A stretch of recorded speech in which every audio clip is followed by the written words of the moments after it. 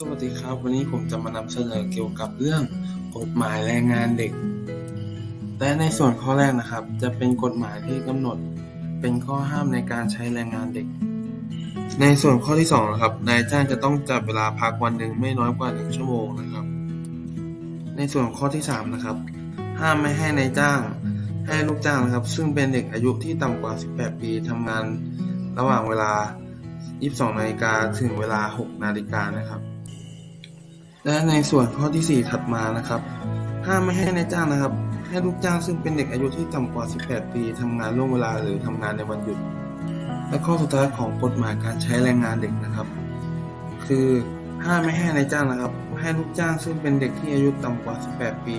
ทำงานในโรงฆ่าสัตว์นะครับแล้วก็สถานที่ที่เล่นการพนันนะครับแล้วก็สถานบริการหรือสถานที่อื่นๆที่กฎหมายกำหนดนะครับในส่วนข้อถัดมานะครับคือวิธีการปฏิบัติตามกฎหมายของแรงงานเด็กนะครับกรณีที่จ้างเด็กอายุต่ำกว่า18ปีข้อที่1นะครับแจ้งการจ้างลูกจ้างครับที่เป็นเด็กครับต่อพนักงานตรวจแรงงานนะครับภายใน15วันนับตั้งแต่วันที่รับเข้าทำงานนะครับในส่วนข้อที่2นะครับจะต้องจัดทำบันทึกสภาพการจ้างครับกรณีที่จะมีการเปลี่ยนแปลงครับเก็บไว้ในสถานที่ประกอบการพร้อมที่จะให้พนักงานนะครับสามารถตรวจสอบในส่วนข้อที่3นะครับนายจ้างจะต้องแจ้งการที่สุดการจ้างนะครับซึ่งเป็นเด็กนะครับต่อพนักงานตรวจแรงงานนะครับภายใน7วันนับตั้งแต่วันที่ออกจากงาน